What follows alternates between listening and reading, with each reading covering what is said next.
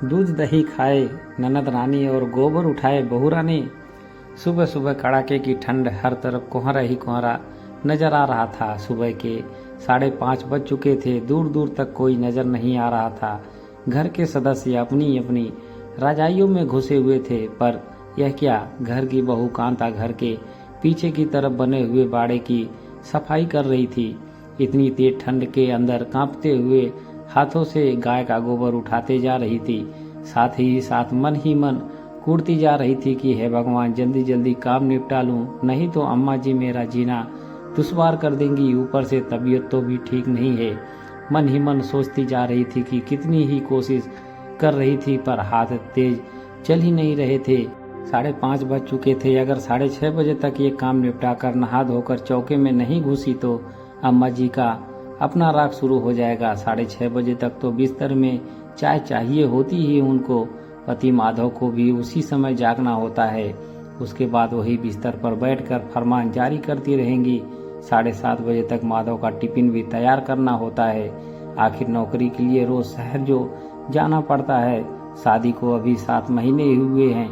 शादी से पहले कितना भी कुछ कहा था इन लोगों ने, बेटा शहर में नौकरी करता है, हमारे यहाँ तो नौकर है, काम करने के लिए गायों तक पाल रखी है, खूब दूध दही होता है, हम तो ताजी चीजें ही खाते हैं, आराम से रहो, खाओ पियो मस्त रहो।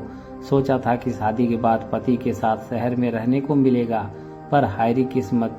कितनी कोशिश की थी, फिर कमरा लेकर वहीं शहर में रह लेते, लेकिन अम्मा जी के आगे किसी का ना चली। वो बेटा शहर के हो गए तो लौट कर भी नहीं आएंगे, आखिर बेटे को ही रोज आना जाना करना पड़ता है। माधव ने अपनी बड़ी बहन को भी कहा था कि अम्मा को समझाए, पर उसने तो माधव को ही लताड़ दिया। औरत के आते ही अपनी अम्मा को अपने से अलग करना चाहता है। शर्म नहीं आती तुझे?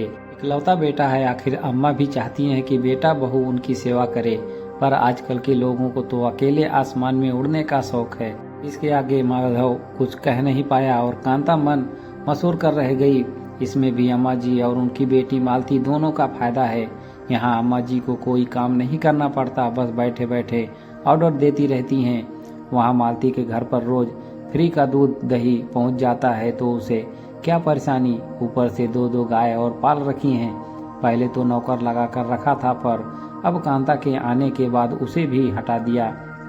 अब तो अम्मा जी भी पीछे बाड़े में आकर देखती भी नहीं। अम्मा जी ने जितना शादी के पहले कहा था, उन सबके ढोल के पोल तो अब पता चल रहे हैं। जैसे तैसे काम निपटा कर नहा धोकर कांता रसोई घर में चाय बना रही थी कि अम्मा जी की आवाज आई, अरे ओ महारानी, सो गई क्या? आज चाय मिलेगी कि नहीं? बस अम्मा जी ला रहे हैं, कहकर कांता ने चाय 2 कप में डाली और अम्मा जी को देने चली गई। अम्मा जी, आपकी चाय।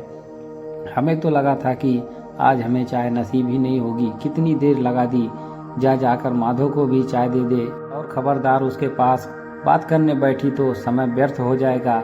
उधर मालती भी इंतजार करती होगी, पति के पास कब बैठना है कब नहीं, यह भी अब अम्मा जी डिसाइड करेंगी। मन ही मन उड़ती हुई कांता माधव को चाय देने चली गई और फटाफट काम करने लगी। इतने में फिर अम्मा जी की आवाज आई, बहू बर्तनों को धोकर ही उसमें दूध डालना। मालती ने कहा कि उसकी सास आने वाली है, बर्तन बिल्कुल साफ सुथरे होने चाहिए। हाँ, हम तो गंदगी में ही रहते हैं। कांता के मन ही मन बड़बड़ाती हुई बोली, अम्मा जी बर्तनों को तो रात को ही धो दिए थे, रात को बर्तन धोकर रखी ही थी, तो क्या बर्तन फिर से धो ले? काम करते ही जोर आता है। और सुन, सारा दूध डाल देना, और वो दही जमा कर रखा है वो भी अलग केतली में डाल दे। दूसरी गाय बीमार होने के चक्कर में रोज एक ही गाय से दूध मिल रहा है। वहाँ शहर में तो वहाँ ताजी चीज खाने को मिलती होगी उसे।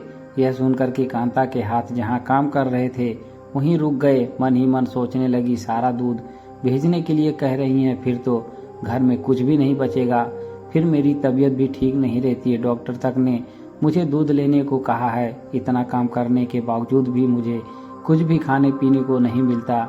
माधव और अम्मा जी तो अभी नाश्ते के साथ एक ही गिलास दूध को गटक लेंगे, पर मेरा क्या, मुझे तो चाय भी नहीं पीने देती।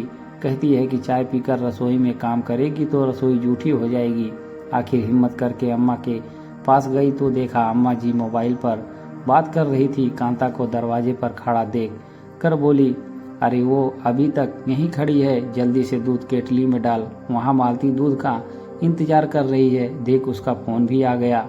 आखिर हिम्मत कर कांता बोली, पर अम्मा जी सारा दूध भेज देंगे तो घर के लिए दूध नहीं बच पाएगा।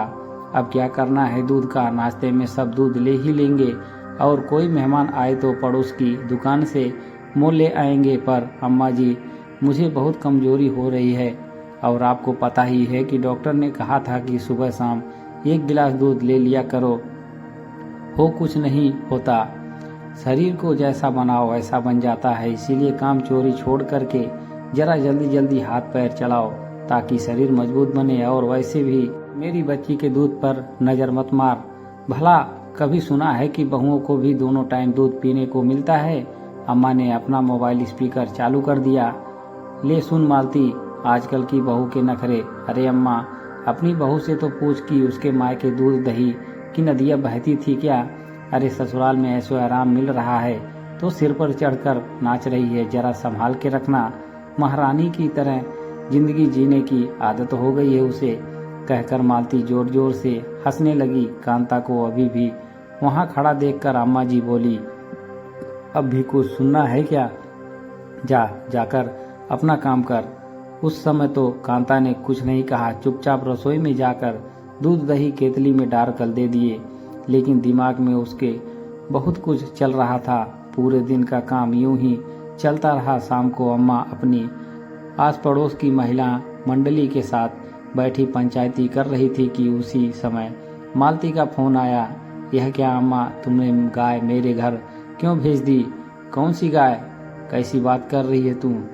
अरे वही गाय जो रामदीन काका मेरे घर के सामने बांध कर चले गए। अरे मैं तो घर पर ही नहीं थी, पीछे से मेरी सास मना कर रही थी, लेकिन रामदीन काका बोले अब मैं गाय लेकर कहाँ जाऊंगा, मुझे तो आज शहर अपनी बिटिया के घर ही रुकना है, इसीलिए वे मेरे घर के सामने बांधकर वहां से चले गए। माधव को भेजकर अभी के अभी गाय वापस ले जाओ।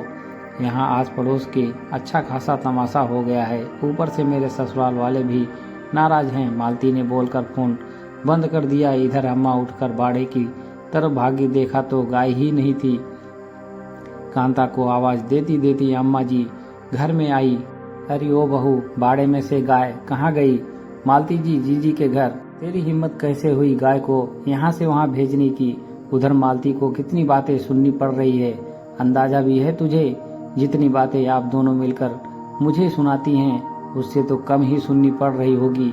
तेरी हिम्मत कैसे हुई गाय को शहर भेजने की? अभी तो मैं बैठी हूँ, तू कौन होती है फैसला लेने वाली?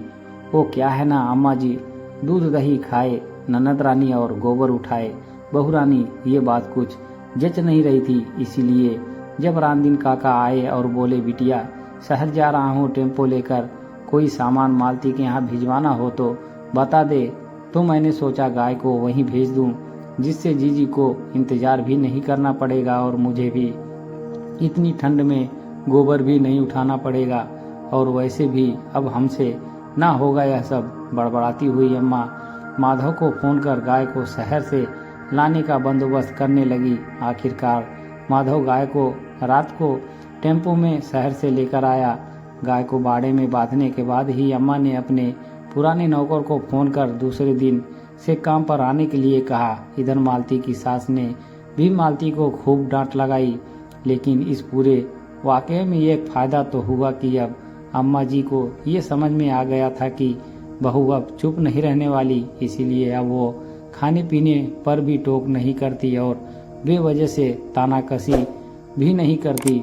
दोस्तों, कहानी पसंद आया हो तो एक लाइक जरूर करें। धन्यवाद।